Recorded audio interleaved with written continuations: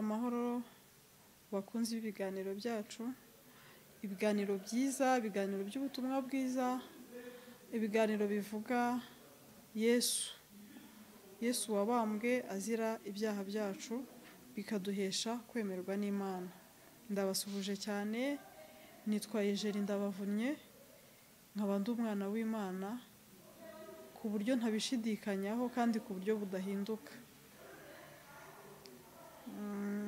Nongeye rero kunezerwa ko Imana iduhaye ubu buryo ngo twongere tuganire ku ijambo ry'Imana, ijambo ritanga ubuzima, ijambo rirema umutima ibyiringiro, ijambo rihumuriza umuntu wari wihebye, ijambo rinezeza uwari ubabaye.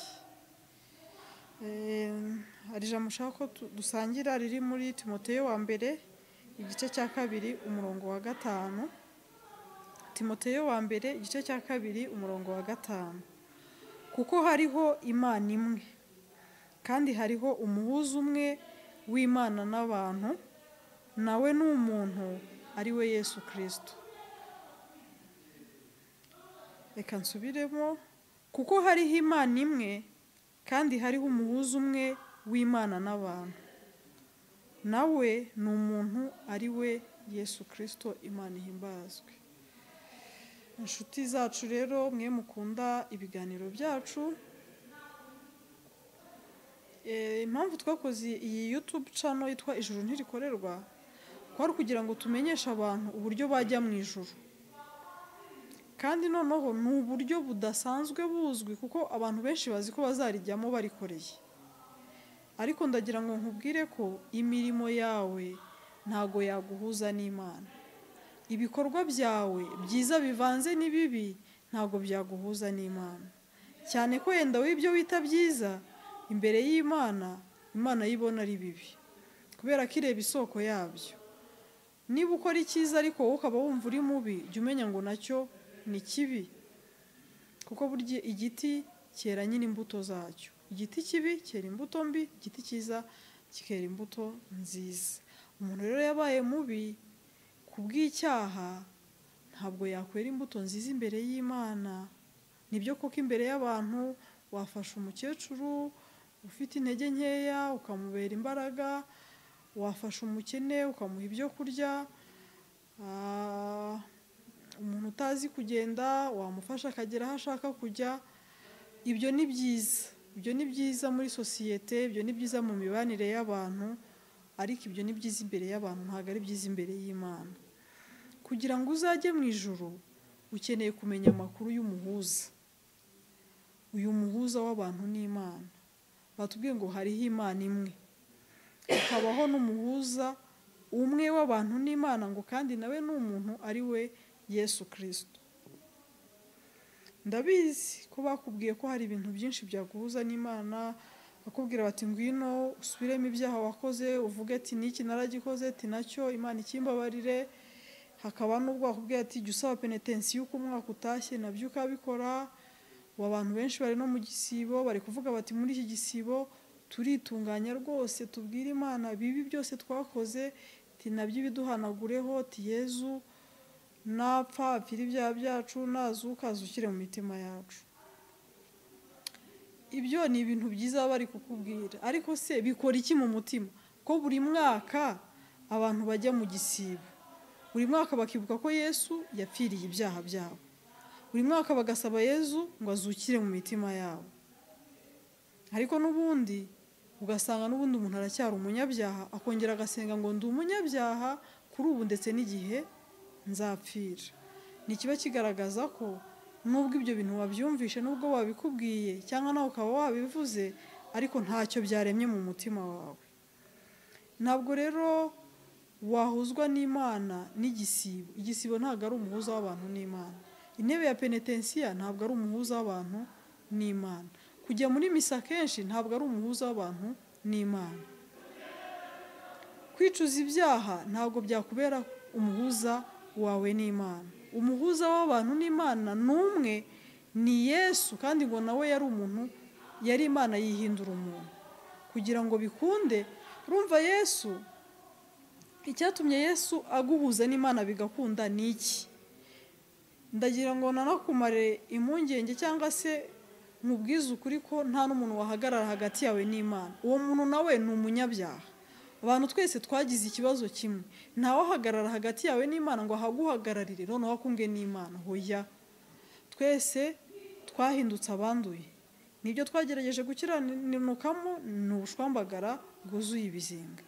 Abantu bose bahindutse babi imbere y'Imana kubw'icyaha. Nta muntu wahagarara imbere y'Imana atanyuze muri Kristo. Byasabye ko Yesu aza. Impamvu Yesu byakunze akanigira umuntu. Burya Yesu yihinduye umuntu kugira ngo afate akamero k'umuntu kuko yarasanganywe n'akamero k'Imana. Noneho ahagarare hagati y'umuntu bikunde.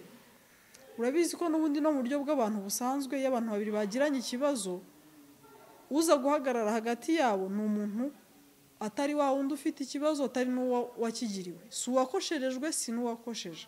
Haza undi muntu wa gatatu niwe uza guhagarara hagati yanyu akaba yabunga.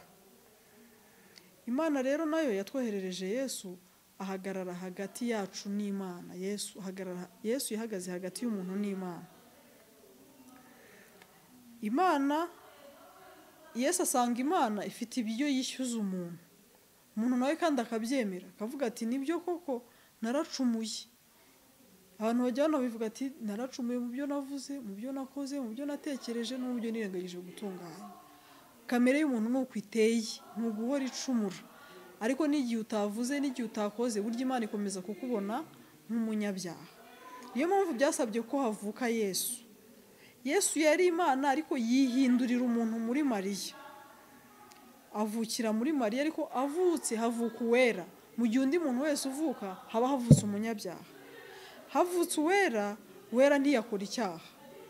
Ariko uwera ashaka guhuza umuntu w'umunyabyaha n'Imana yera kandi ikiranuka itajya yegerana n'icyaha. Yabikoze ate rero? Yafashe bwa butungane bwe. Aravuga ati noneho reka nkwambike uyu mwambaro w'ubutungane bwanjye. Ujya imbere y'Imana utajyanye ibyawe kuko ibyawe byo ni bibi. Noneho nawe umpereze ubwo bubi bwawe. Urumva umuntu icyo yizera kuri Yesu yizera ko Yesu yafashe ububi bwe. Yesu yafashe ububi bwawe bumujyana mu gihano. Ariko noneho nawe akira ubwiza bwa Yesu bukujyane mu ijuru. Nubwo buryo Yesu yahindutsemo umuhuza w'abantu n'Imana. Kuko nta kibazo Yesu yari afitanye n'Imana. Nta n'ikibazo yari afitanye n'umuntu. Ahubwo Yesu yakundaga umuntu nubwo umuntu ari umunyabyaha.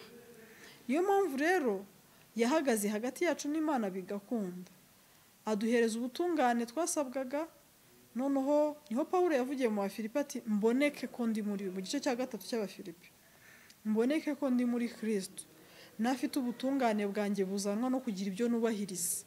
Ahubwo ubutungane buturuka ku kwizera. Nawe rero izere Yesu, uboneke kuri muri Kristo. Udafite ubutungane bwawe dore ntabwo ugira. Uw'intungane ku bwa Yesu ujye mu ijuru kubw'uwo muhuza w'abantu n'Imana ari we Yesu Kristo. Dore nawe yagiye mu gihano kubw'ibyaha byawe.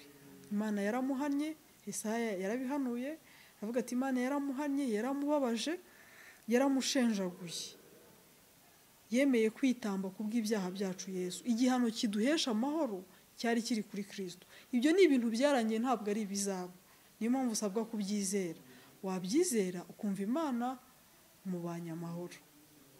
Ntihagire umuntu wongera kukubeshya ngo Imana mufitanye ikibazo. Hoya, umwenda wose Yesu yarawishyuye kandi Imana yaranyuzwe. Hari umuririmbyi abantu bakunda 120 ujya uvuga ati ngo mu ijuru imbere y'Imana mfite umuntu mvugira. Ngo ni umukuru w'abatambyi kandi yitwa Rukundo. Ngo mpamye yuko izina ryanjye riri mu mutima we. Ngo ubwo mvugira nta mwanzi wamunyirukanaho. Iyo ndirimbo wasanga ujye uyiririmba. Ariko noneho uyu munsi uyiririmba unizera ibyo uririmba. Uririmbe wemera ibyo uririmba. Twabonye umukuru w'abatambyi witwa Rukundo. Hari igihe ngo Satani ajya twibutsa gukiranirwa kwacu ariko ngo abashaka kutwihebesha. Iyo ndirimbo murayizi. Satani yanyibukije gukiranirwa kwanjye, ashaka kunyihebesha, njyantumbira mu ijuru, ndeba y'umukiza wanjye wabinkuyeho byose, kera yarampongereye, nuko sinzarimbuka. Urumva iyi ndirimbo ni nziza, abantu benshi barayiririmba, nawe ujya uyiririmba, ariko niba wayiririmbaga utayemera, utayizera, utemera ibyo ivuga, noneho ubitekerezeho, ubyizere, ujye uririmba ibyo wumva. Umuntu ukwibutsa gukiranirwa kwawe ni Satani pe.